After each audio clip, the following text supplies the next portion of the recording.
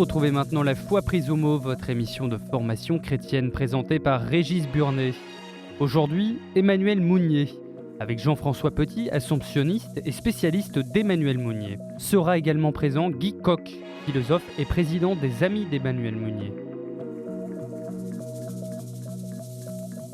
Bonjour et merci de nous retrouver pour La Foi prise au mot, notre rendez-vous de réflexion chrétienne. Aujourd'hui, je vous propose de découvrir une pensée fondamentale pour le christianisme contemporain, le personnalisme. Popularisée par Emmanuel Mounier, elle a durablement influencé les théologiens de la fin du XXe siècle, y compris le pape Jean-Paul II. Qu'est-ce que le personnalisme et en quoi peut-il nous aider à penser notre société contemporaine? Pour répondre à ces questions, deux invités, le père Jean-François Petit, bonjour. Bonjour. Vous êtes assomptionniste, Augustin de l'Assomption, comme on dit, et vous êtes un des spécialistes d'Emmanuel Mounier. Guy Coq, bonjour. Bonjour. Vous êtes philosophe et vous êtes le président des Amis d'Emmanuel Mounier, ce qui prouve qu'Emmanuel Mounier a encore des amis. Nous allons donc commencer par parler du philosophe, nous allons essayer d'évoquer sa vie, et ensuite on parlera de sa pensée et du personnalisme. Alors, ma première question, c'est qui est Emmanuel Mounier, quand est-ce qu'il naît, dans quel milieu, et quelles sont ses premières années? Bon, si vous voulez, Emmanuel Mounier, c'est un homme de la génération 1905. Avec Sartre, avec Raymond Aron, avec un certain nombre de personnes qui ont beaucoup marqué l'histoire intellectuelle du XXe siècle. Donc quelqu'un qui va avoir une vie relativement brève. Il meurt en 1950, c'est peut-être ça aussi une des difficultés de la connaissance de Mounier aujourd'hui. Mais quelqu'un qui marque beaucoup le paysage intellectuel, fondateur d'une revue, Esprit, mais Guy Coq en parlera mieux que moi. Quelqu'un qui participe aux grandes évolutions du début du XXe siècle, qui voit venir la guerre, qui est aussi mis en prison pendant la Seconde Guerre mondiale, quelqu'un qui avait une capacité de rassemblement autour de lui très très très forte, donc une personnalité assez rayonnante, et puis quelqu'un aussi qui est tout entier philosophe, attaché vraiment à la foi profonde de son enfance qu'il n'a jamais quittée. Alors, Guy Coq, vous êtes philosophe. Mounier, c'est le prof de philo dans toute sa splendeur, puisqu'il commence une carrière de professeur dans l'université, d'abord dans le lycée, puis dans l'université. Non, c'est l'anti-prof de philo, bien sûr, puisque, alors qu'il aurait pu faire une belle carrière, en effet, reçu second à l'agrégation de philosophie, il aurait pu, mais il était appelé par autre chose. Il se sentait appelé par autre chose. Il avait conscience d'une crise profonde de l'époque, de la civilisation, de la société, de la civilisation. Et il sentait qu'il fallait créer de nouveaux instruments de pensée, de nouveaux rassemblements, peut-être préparer les piliers et les personnalités qui porteraient une nouvelle civilisation. C'est pour ça qu'en 1932, il a fondé la revue Esprit. Et l'idée de départ de Mounier en fondant la revue, c'est qu'il faut refaire la Renaissance. C'est d'ailleurs le titre de son premier grand article dans cette revue. Et c'est quelque chose, c'est un texte formidable, parce qu'il montre que la révolution commencée à la Renaissance n'a pas été achevée. Elle a insisté sur quelque chose de positif, mettre en avant l'individu, mais il fallait autre chose. On ne peut pas uniquement, disons, appuyer une civilisation sur l'individu. Il faut aussi traiter le problème du lien collectif, du social, du collectif. Et donc, Mounier voudrait refaire la Renaissance parce qu'il faut... Alors, quoi faire? Il faut à la fois, disons, dépasser les défauts de cet individu qui donne l'individualisme démocratique et qui encore aujourd'hui d'ailleurs est un élément de crise grave dans tout l'ordre humain. Donc, il veut mettre en avant la notion de personne. Il veut que l'on passe de l'individu à la personne. Je pense qu'on y reviendra. Ça, c'est un point. Et l'autre point, c'est que cette société, depuis le XVIIIe siècle, est dominée de plus en plus par l'argent. Par le service du capital et non plus du travail, le culte de l'argent, la seule valeur c'est l'argent, et il sent qu'il y a là quelque chose de grave, d'autant que la crise de 29 est arrivée. Et donc Mounier, c'est aussi celui qui veut mettre en cause le désordre établi. Ce qui est d'ailleurs assez assez particulier dans son époque, puisqu'on est quand même dans une époque très polarisée entre ceux qui condamnent le capitalisme et qui sont plutôt à gauche et plutôt athées, et puis l'Église qui, mon Dieu, était quand même plutôt du côté peut-être pas des puissances d'argent, mais qui était plutôt du côté d'une stabilité, etc. Oui, parce qu'on a cette difficulté à l'époque aussi d'avoir une analyse forte. Il y a eu effectivement les encycliques sociales qui invitent à regarder de façon neuve l'évolution très forte de la société, très rapide à la fin du 19e siècle. Mais on est encore dans un contexte difficile, dans un contexte de tension entre l'Église et la République, dans un contexte où aussi on n'aime pas trop que ça bouge trop vite. Donc on a plutôt ce sentiment-là. Bon, Mounier fait partie aussi d'une génération un peu sans maître. Bon, bien sûr, il est chapeauté par des grandes figures comme Maritain, mais avec des gens de sa génération, ils vont devoir inventer eux-mêmes des réponses aux questions qu'ils se posent avec d'autres, et une situation totalement inédite. Il faut vous rappeler aussi que de toute cette génération-là, les plus anciens vont être fauchés par la guerre de 14, donc les Péguy, etc. Même si lui, il renouvelle un peu le geste de Péguy, il va falloir qu'il se mette à l'œuvre très jeune. La comparaison avec Sartre me semble aussi, même si ce n'est pas du tout le même bord politique, me semble aussi importante parce que ça fait partie de ce qu'on a appelé des intellectuels engagés. Alors actuellement, on a un peu de mal à savoir ce que c'est qu'un intellectuel engagé, puisqu'on se demande s'il y a des intellectuels et on ne sait pas s'ils sont engagés. C'est quoi un intellectuel engagé ? Il faut d'abord dire que ce n'est pas Sartre qui a inventé l'intellectuel engagé, c'est Mounier avec un autre philosophe, son ami Paul-Louis Landsberg, qui était un philosophe lui promettait beaucoup, mais qui est mort dans un camp, comme beaucoup d'autres. Et donc, ce sont eux qui ont lancé l'idée de l'engagement, la nécessité d'insister sur l'action, sur la nécessité pour la personne d'assumer sa fonction historique, sa place dans l'histoire. Il faudrait dire aussi, s'agissant de Mounier, parce que à côté du projet de civilisation, il y a quand même chez lui un projet par rapport au christianisme. Il faudra retrouver cela. Il est clair que dans ces années 30 et après, il va être celui qui va aider les chrétiens à sortir de leur ghetto d'une certaine manière. Et que ça, c'est très important à dire. Il ne croit plus à la chrétienté. Il croit qu'elle est morte. En cela, il est tout à fait moderne. Enfin, il est tout à fait en avance, probablement, même très en avance sur les mentalités catholiques de son temps. Et donc, il voudrait un christianisme inséré dans la société, mais ne croit pas à une civilisation chrétienne. Alors, il a fait beaucoup donc pour préparer des générations justement à l'engagement politique, social. C'est fou d'ailleurs le nombre de ceux qui, dans les mouvements d'action catholique, mais dans les syndicats, dans la vie politique, au fond, ont quelque part un trajet intellectuel avec Mounier, voire un trajet spirituel. Vous le classeriez où dans l'échiquier politique, politico-religieux parce que vous parlez d'action catholique, donc c'est ce qu'on appelait autrefois les cathos de gauche, mais on voit que... c'est réducteur, ça. Voilà, non mais absolument. C'est pour ça, on voit que ça ne correspond pas non, ça ne correspond pas à tout ce qu'on a l'habitude. Notre classification réduit terriblement. Moi, je pense qu'à un certain moment, Mounier a des attitudes qu'on pourrait qualifier... de conservatrice, entre guillemets, parce qu'il croit en un certain ordre, par exemple, l'importance de la famille. Mais il y a d'autres choses. Il dit, mais il faut maintenant ouvrir, par exemple, la place de la femme. Voilà, donc vous voyez.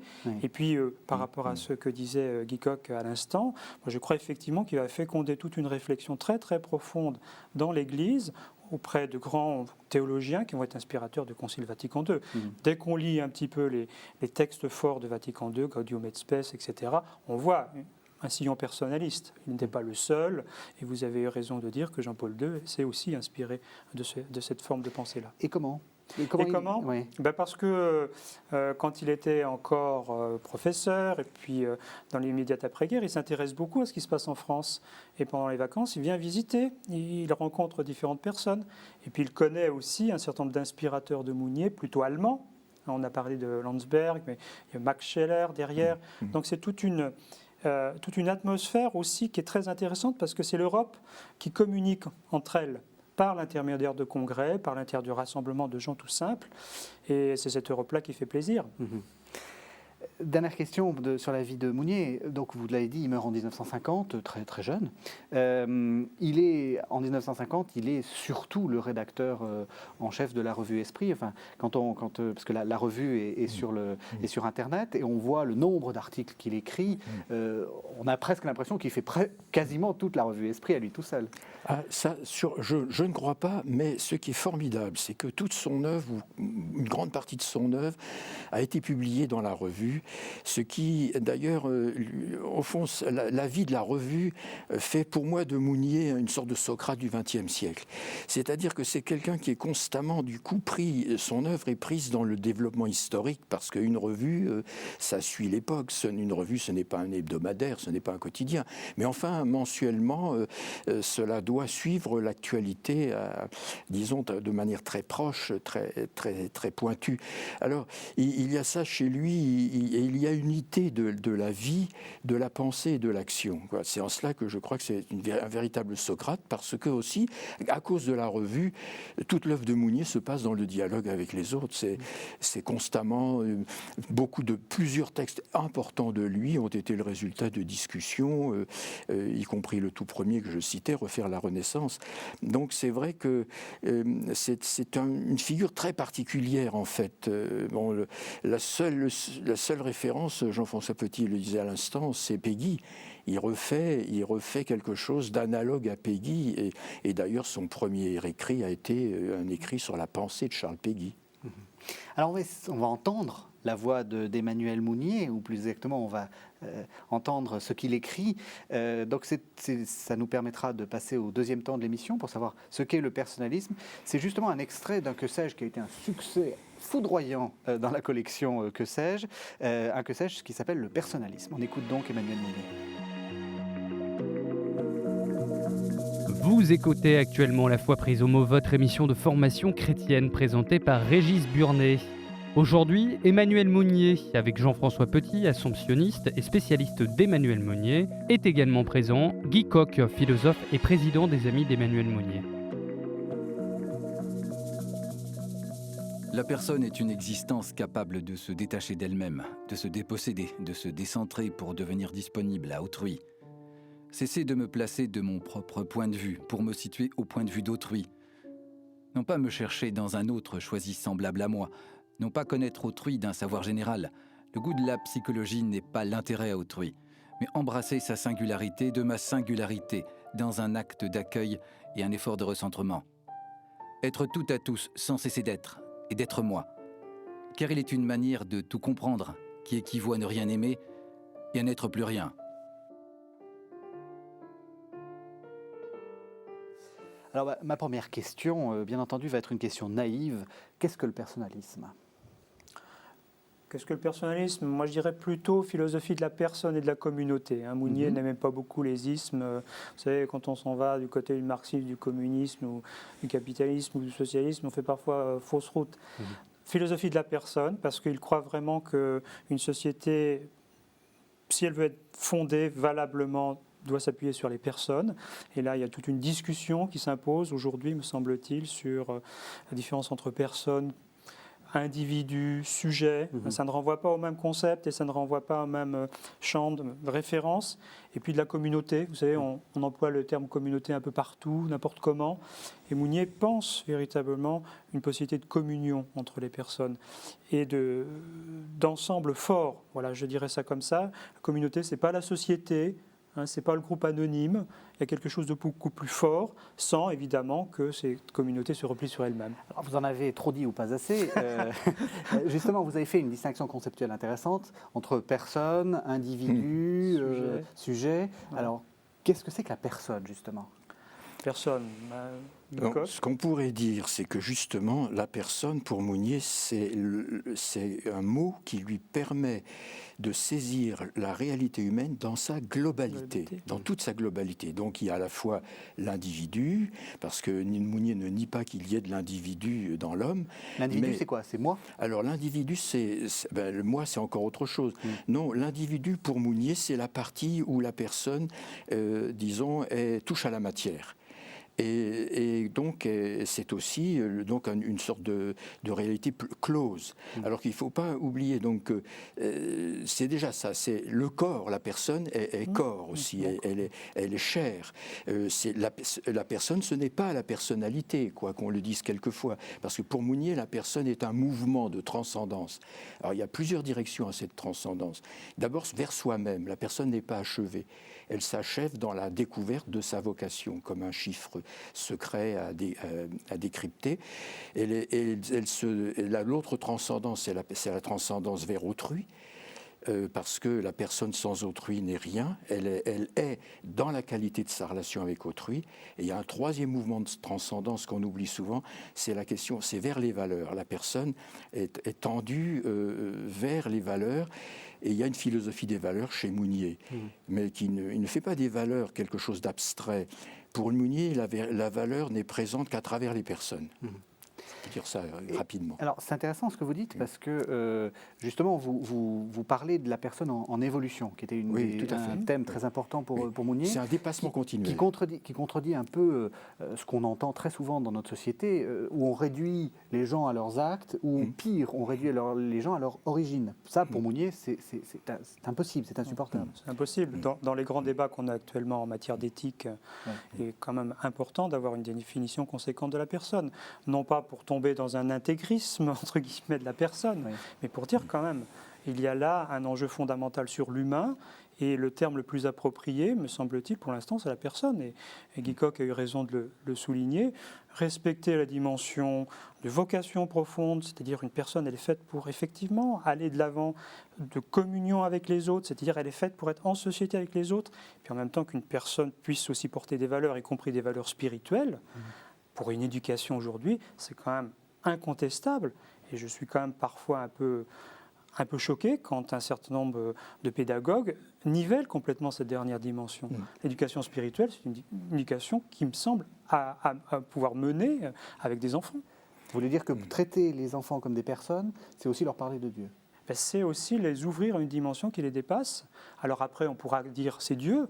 Bon, peut-être que dans certains cas, on n'ira pas jusque-là, mais ça vaut quand même le coup de respecter ça. Pourquoi sinon les enfants le sentent bien qu'il y a un manque. C'est un mouvement de transcendement. Mounier n'aime pas le mot transcendance pour parler de la personne. Il dit je préfère presque le verbe de se transcender. Et ce qu'il faudrait dire dans le complément de ce que dit Jean-François Petit, c'est que pour lui, la personne permet de surmonter la cassure entre les individus et la société. Parce que c'est ça notre situation. D'un côté des individus dispersés et de l'autre et qui n'arrivent pas à accepter la société. Une société donc qui a tendance à éclater en quelque sorte.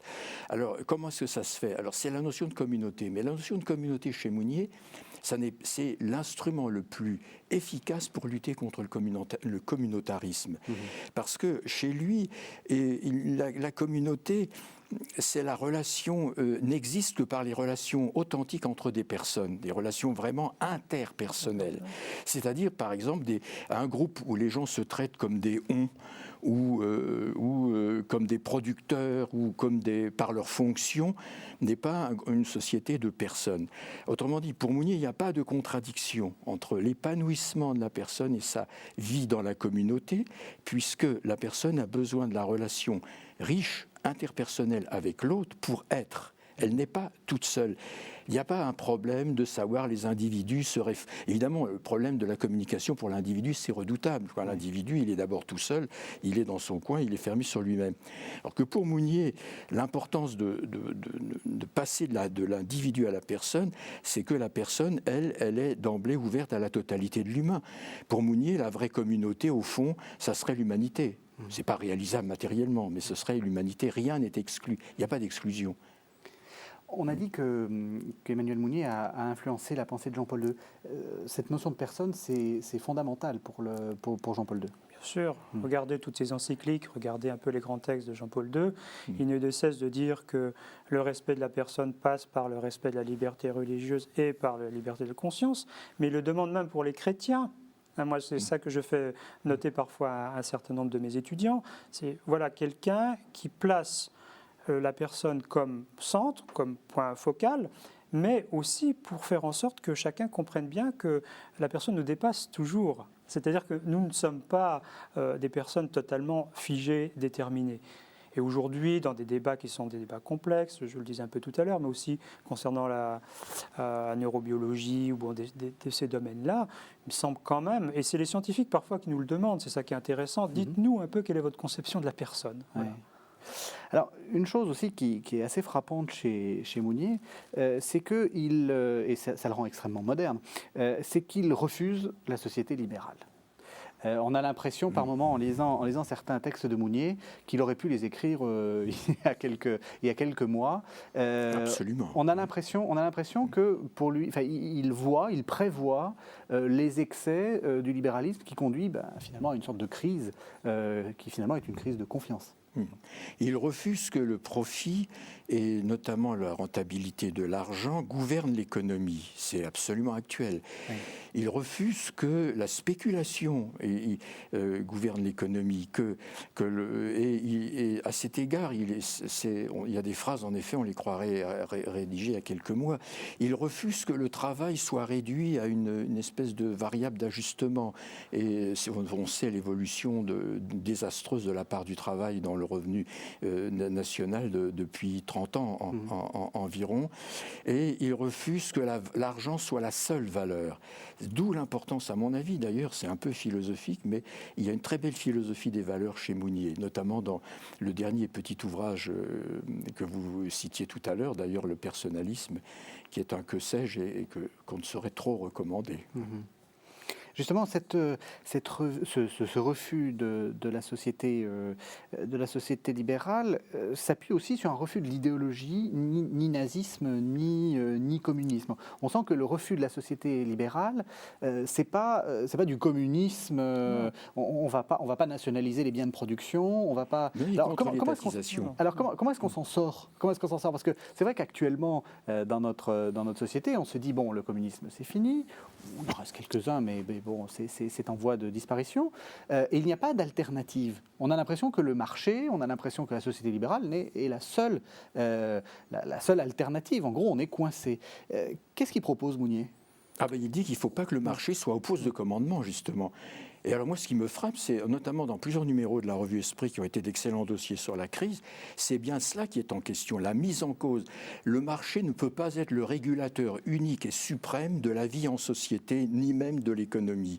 Car la valeur qu'établit le marché, quand elle est fondée sur la spéculation, est une valeur forcément qui va dérailler, qui ne va pas faire les vraies hiérarchies. Et Mounier est très, très fort sur ce sujet. Il y a d'ailleurs des pages, certains paragraphes qu'il titre l'anticapitalisme. Il y a un anticapitalisme de Mounier, mais il est contre l'étatisation. Il est pour un rééquilibrage des choses. Et bien sûr, il refuse le communisme parce qu'il ne supporte pas le traitement de l'être humain dans le communisme. Bon, il refuse le fascisme parce que l'identification à un chef, de la personne à un chef, c'est plus une personne, c'est une société très imparfaite et même très, très redoutable. Donc, il imagine une société personnaliste en quelque sorte, mais ça ne veut pas dire que tout serait personnaliste, mais qu'au moins la personne serait une valeur vraiment ferme, forte, respectée. Ça serait quoi une société personnaliste? Là, je vous donne une baguette magique, vous nous transformez notre société en société personnaliste. Comment ça fonctionne? Comment ça fonctionnerait? Comment ça pourrait fonctionner? Ça, je pense qu'il y a différentes modalités. Et aujourd'hui, ceux qui travaillent un peu dans cette direction-là, tant au plan de la pédagogie que de l'économie, que du monde politique, mériteraient aussi de se rencontrer un peu plus souvent. C'est ce que je dirais d'abord. Bon, Mounier était très remonté contre ce qu'il appelait le désordre établi, c'est-à-dire le maintien de structures oppressives, oppressantes, en l'Église catholique on dirait structures de péché, qui empêchent véritablement que l'homme soit reconnu, soit promu. Donc son souhait, avec d'autres, c'est mettre en place un état de société différent, où l'économie soit au service de la personne et pas l'inverse, où le politique soit au service de la personne et pas l'inverse, etc. etc. Donc ça passe par une réélaboration assez complète, c'est ça qui est aussi compliqué chez Mounier, par certains aspects, de la valeur du travail, de la valeur du profit, de la valeur de l'être ensemble. Alors son contexte n'est plus le nôtre, hein, et Oui. c'est la crise des années 30 quand même, aussi le refus d'une forme de parlementarisme avachi, etc. Bon, des choses qui, à son époque, sont complètement discréditées. Aujourd'hui, on est quand même dans des formes plus démocratiques, quoique, hein, mais quoique. Enfin, il faudrait s'interroger véritablement sur ce qui fait que la société peut avancer.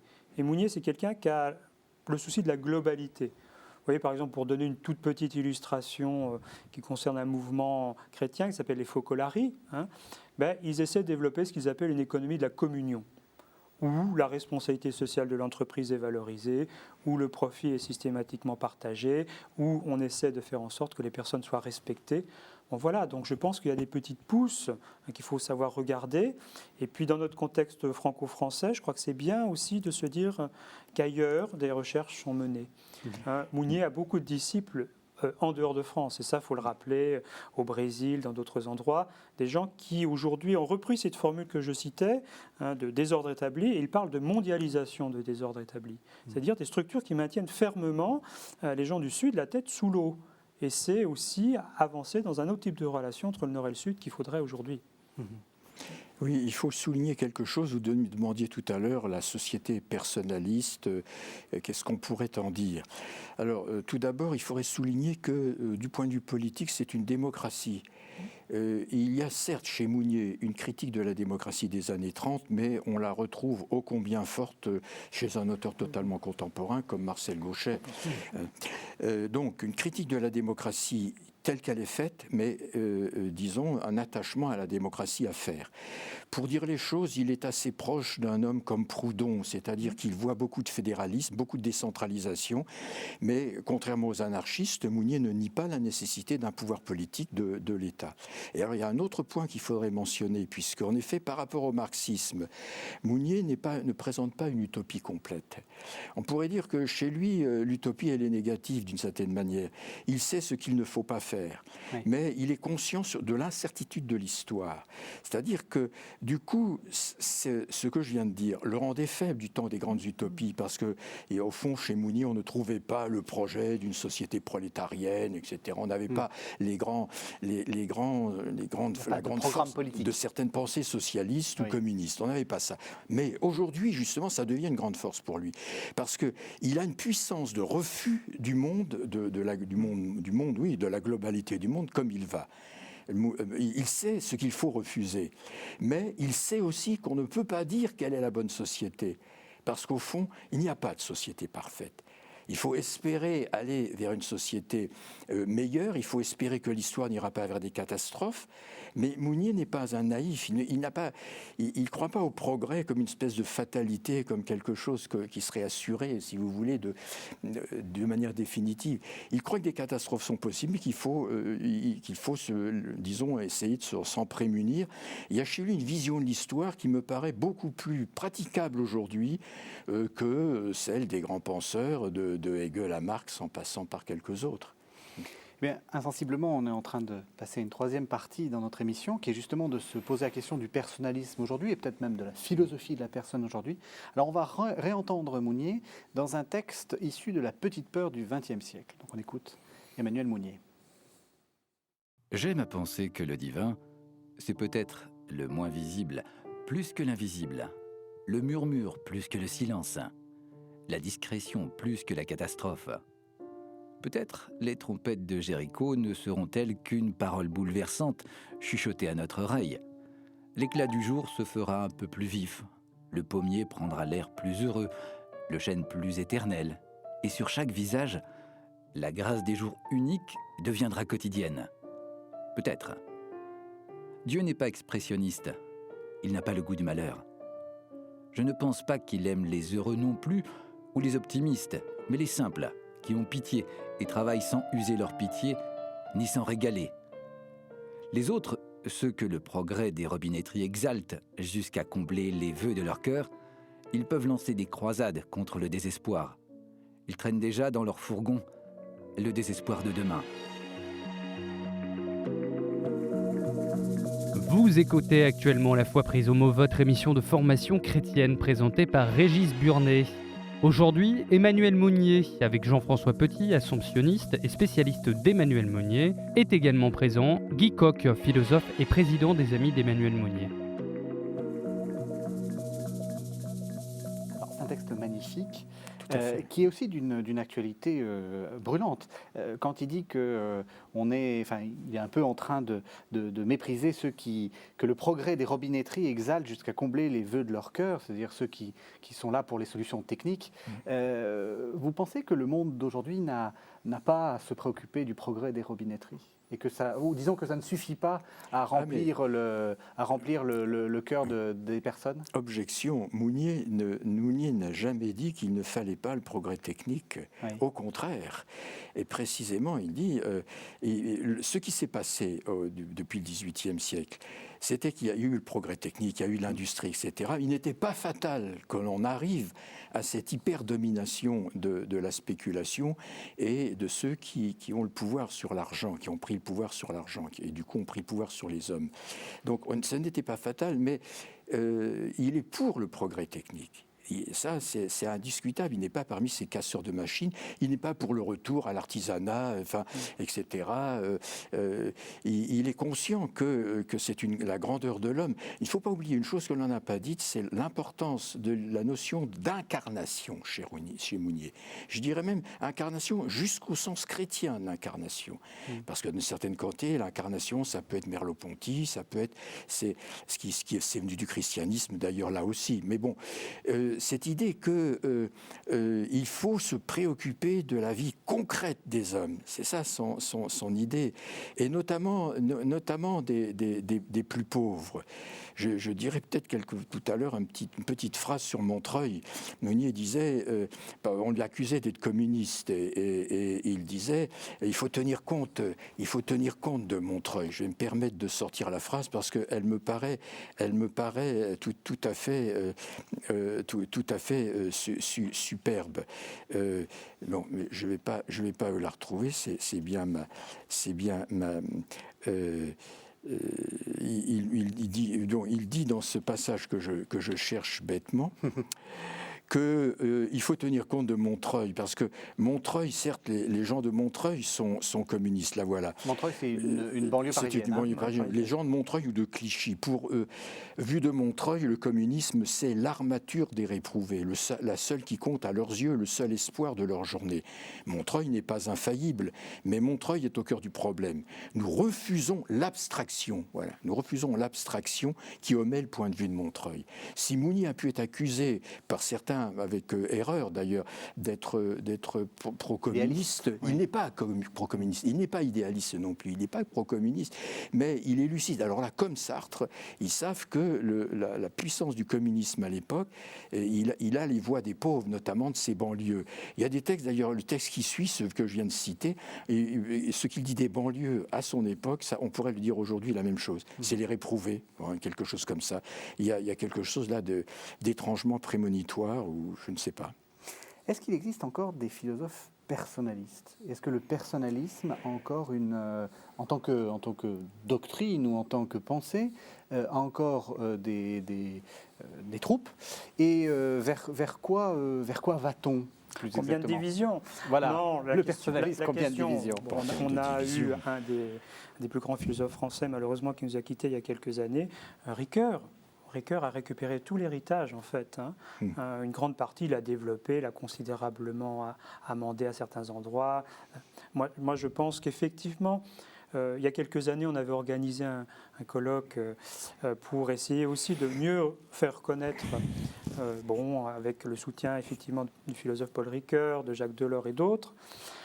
Bon, moi, ce qui m'avait beaucoup frappé, j'étais plus jeune à l'époque, il y a de ça une dizaine d'années, c'était ce croisement de 3 générations de témoins historiques, de gens qui ont vraiment vécu, qui ont connu de près, des gens qui se sont inspirés dans la pédagogie, dans le domaine social, syndical, et puis politique, et puis les plus jeunes qui ont manifesté un très grand intérêt, qui continuent aujourd'hui. Moi, quand je parle à mes étudiants de Mounier, ils disent oui, ça nous intéresse.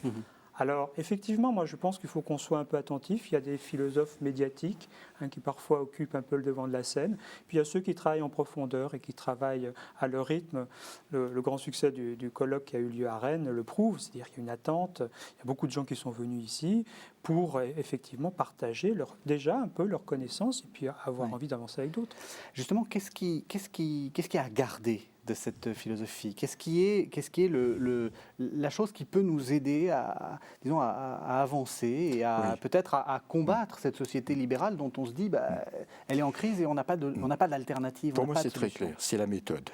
Oui. C'est la méthode. Mounier, d'ailleurs, refusait que le personnalisme puisse être transformé en une doctrine prête à porter dont on pourrait déduire les solutions. Il y a un autre terme qui est très important chez lui et qu'on n'a pas évoqué, c'est l'événement. L'importance de l'événement. L'événement, écrit-il dans une lettre presque à la veille de sa mort à Jean-Marie Domnac, sera notre maître intérieur. Et ça, il le pensait depuis toujours. C'est-à-dire il ne faut pas aller vers l'histoire avec des a priori. Il faut tenir compte des événements et tirer le maximum des événements. Mais c'est lié aussi à quelque chose d'autre chez Mounier qui est essentiel. Parmi les choses les plus vivantes de sa pensée, si on peut dire, il y aurait la réflexion sur la personne, il y aurait aussi la réflexion sur l'engagement. On n'a pas beaucoup parlé de cela, mais pour Mounier, une personne qui ne s'engage pas ne se réalise pas. C'est-à-dire que l'action est très importante. Et cette action, pour lui, elle a deux extrêmes en quelque sorte, ou deux termes en quelque sorte. D'un côté, l'action politique qui est déterminée beaucoup par l'efficacité, et de l'autre, le prophétique. Il y a alors entre les deux, il y a toutes sortes de combinatoires, et il y a chez lui, plus que chez Bernanos, une pensée de l'action prophétique et du prophétique. Qu'est-ce que c'est le prophétique pour Mounier? C'est pas le politique, mais ça a un rapport avec le politique. Il faut qu'un militant politique soit à la fois politique et prophétique pour lui. Prophétique, ça veut dire que on va se mettre au service de valeurs essentielles qui probablement ne peuvent pas être complètement remplies maintenant, mais on va faire pression pour que les esprits changent en vue de se rallier en quelque sorte ces valeurs. Je cite toujours le cas de l'abbé Pierre. Quand en 1954, l'abbé Pierre pousse son grand cri sur l'insupportabilité de ces gens qui meurent dans la rue, au fond, il est prophète. Il est prophète parce qu'il met en avant une valeur qui n'est pas reconnue. Et quelque chose qu'il faudrait prendre en compte. Les politiques sont dépassés. L'action prophétique ne peut pas être directement le fait d'un programme politique, même si on peut exiger des politiques qui n'oublient pas justement cette exigence dont est porteur le prophétique. Oui. Alors, par ailleurs, je veux dire que chez Mounier, la question de l'engagement est décisive. Et si on veut former des citoyens aujourd'hui, il faut leur donner à comprendre, il faut leur donner aux enfants, aux jeunes, la compréhension de ce que Mounier et Landsberg disent sur l'engagement. Quand Mounier dit s'engager, et avec Landsberg d'ailleurs, il ne faut pas attendre des fins parfaites pour s'engager. Bon. Il ne faut pas non plus attendre des moyens parfaits, parce que tous les groupes humains ne sont jamais qu'imparfaits.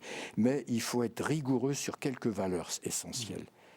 L'engagement, c'est quoi? C'est forcément un engagement politique? Non, mais il ne faut pas exclure l'engagement politique. C'est ça que veut dire mon écart. Oui, c'est pour ça, parce que c'est vrai qu'on a l'impression que... L'engagement spirituel aussi, si vous voulez.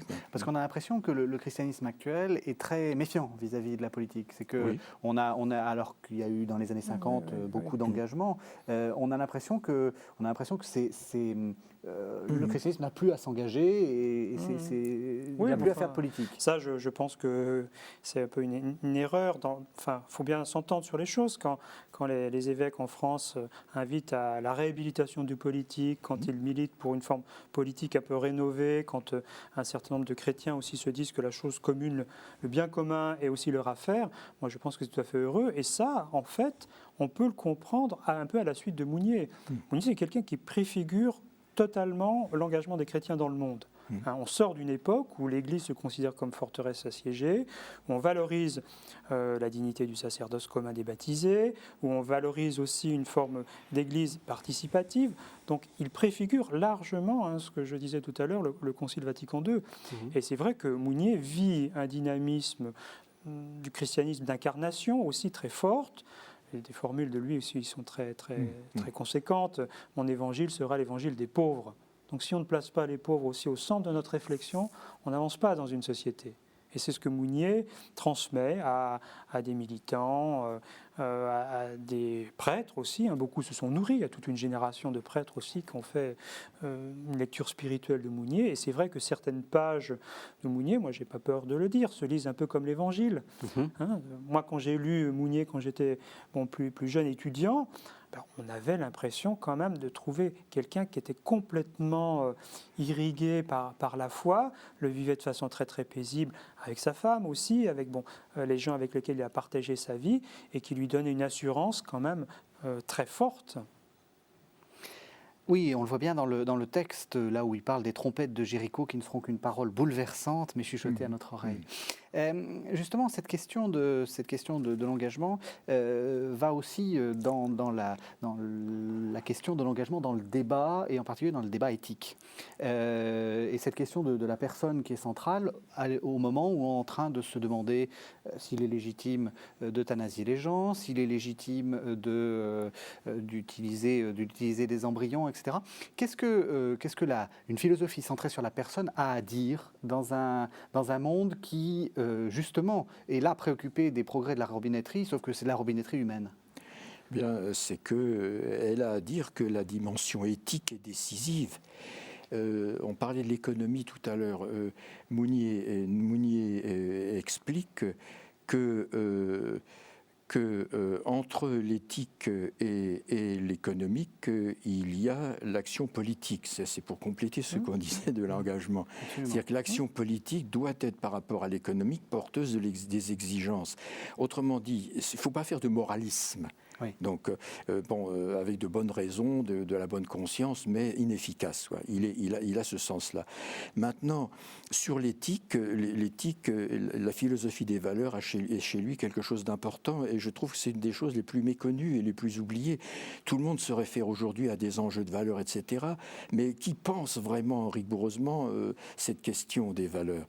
Chez Mounier, on a une pensée très, très, très, très ferme là-dessus. Alors, il n'a pas connu les débats sur l'euthanasie, etc.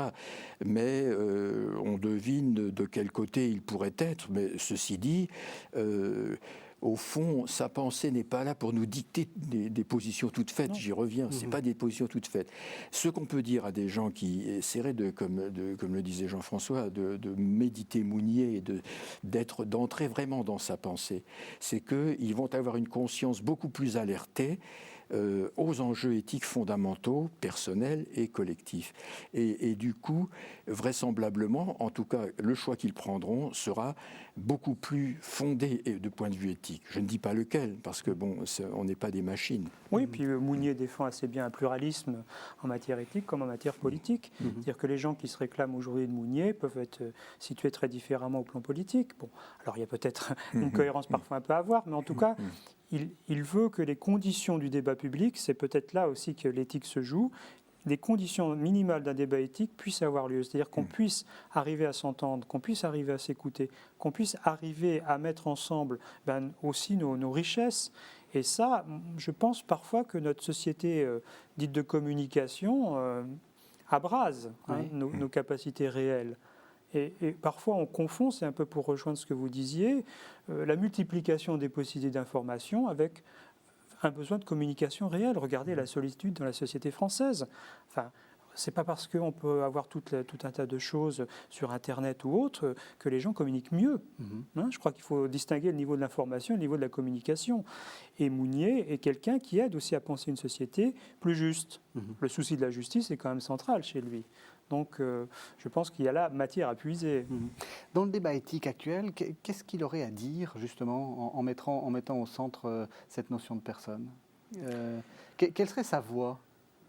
Sa voix, ça serait sans doute une voix j'ai envie de dire, du partage des convictions d'abord, du rassemblement prudent, hein, avec une certaine prudence aussi, de ce qui nous fonde, d'une visée un peu prospective commune. Vous voyez, je réponds de façon un peu vague, Oui, oui, oui, mais bien je sûr. pense que c'est un peu ça qui serait au cœur de son action. C'est difficile de le faire parler, hein, mais on voit bien, en son temps, il s'oppose très fermement à une éthique, une morale du code.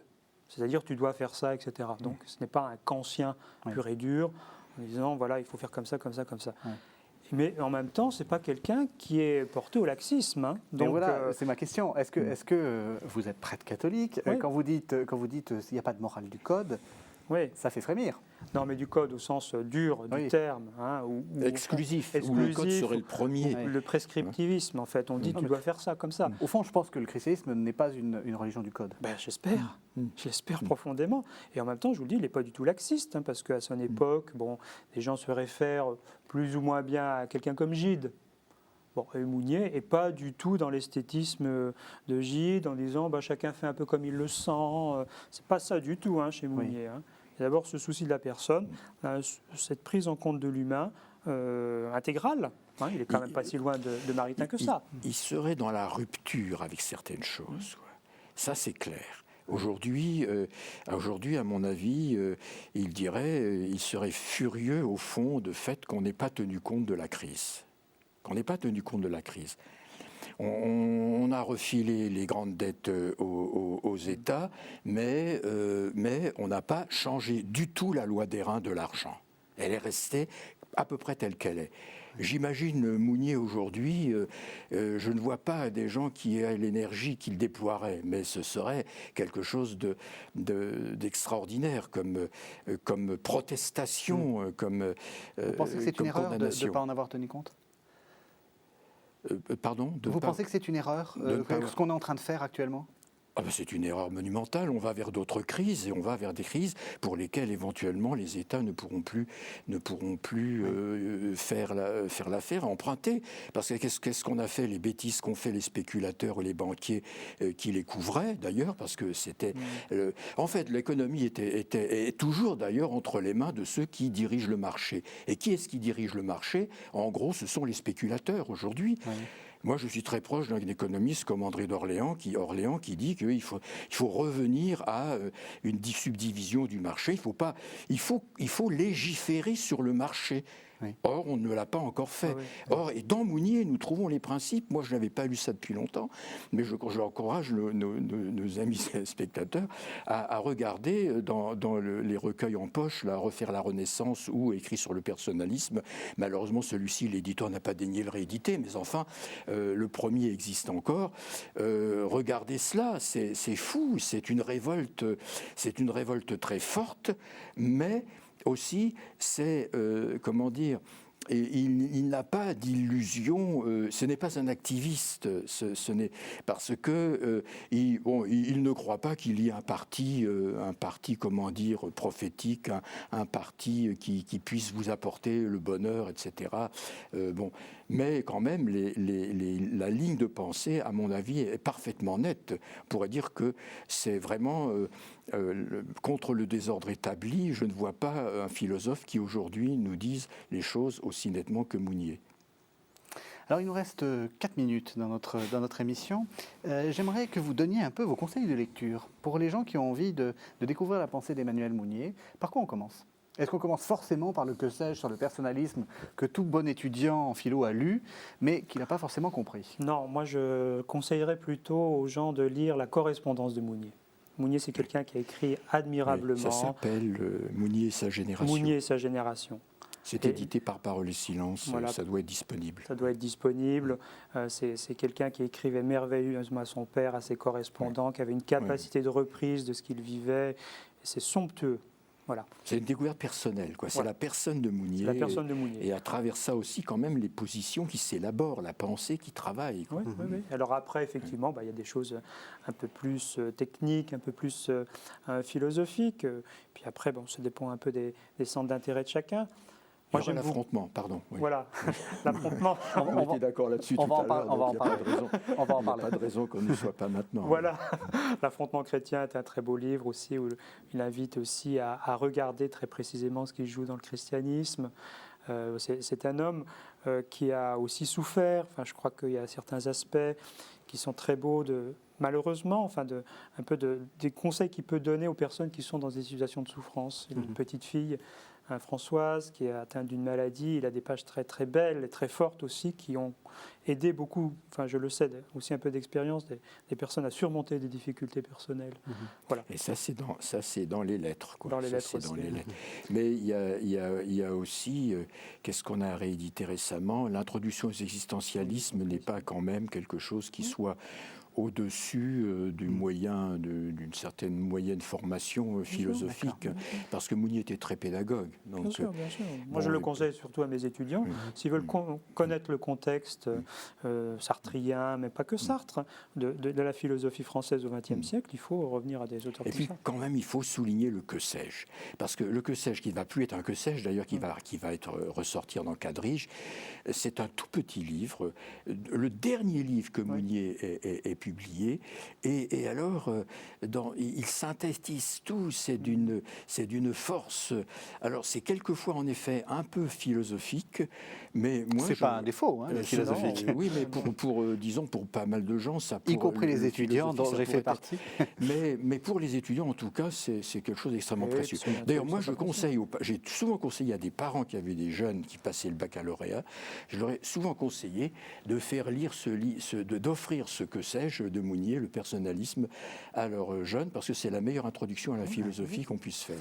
Alors j'ai dit aussi que Mounier avait des amis, vous êtes leur président, vous êtes en train de rééditer les carnets de Mounier. Oui, tout à fait.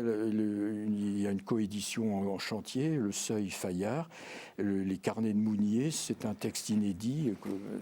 Il y en a des extraits d'ailleurs dans Mounier, dans Mounier sa génération, mais c'est un texte formidable et j'ai bon espoir qu'il sorte donc en 2012. L'édition est co-dirigée par un historien, Bernard Comte et Yves Roulière. Et je pense que là, ça va être une grande date. Oui. Alors, je vais rappeler vos livres. Alors, les livres sont nombreux, donc je vais essayer d'aller lentement pour que nos téléspectateurs puissent suivre. Père Jean-François Petit, vous avez écrit une petite vie d'Emmanuel Mounier, qui s'appelle La sainteté d'un philosophe, ce qui annonce bien votre projet, qui est paru aux éditions des Clés de Brouwer, DDB. Vous avez aussi écrit Philosophie et théologie dans la formation du personnalisme d'Emmanuel Mounier, paru aux éditions du Cerf, et puis assez étonnant pour un philosophe, toujours sous votre plume, prier 15 jours avec Emmanuel Mounier, comme quoi on peut faire de la philosophie et prier, aux éditions Nouvelle Cité. Guy Coq, vous avez écrit Mounier, l'engagement politique, paru aux éditions Michalon. Vous avez également écrit chez Parole et Silence, Inscription chrétienne dans une société sécularisée. Et puis vous avez présenté le texte dont vous avez parlé, d'Emmanuel Mounier, L'affrontement chrétien, chez Parole et Silence. Merci à tous les deux. Merci à vous. Merci.